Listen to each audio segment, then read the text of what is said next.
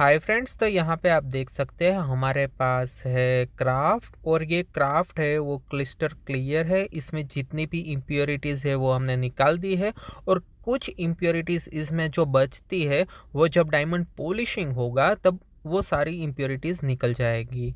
अभी ये डायमंड्स है उसको हम काटते क्यों है, क्योंकि हमारे पास जितने भी नेचुरल रफ डायमंड्स आते हैं तो उसमें भाई काफ़ी सारी इम्प्योरिटीज़ आती है। उसका शेप है वो डिफरेंट टाइप्स का आता है। उसके बाद वो डायमंड की जो सरफेस आती है वो भी अच्छी नहीं आती, जिसके हिसाब से हमें डायमंड की काट कुट करनी रहती है और उसके बाद वो डायमंड है वो मैन्युफैक्चरिंग करना पड़ता है।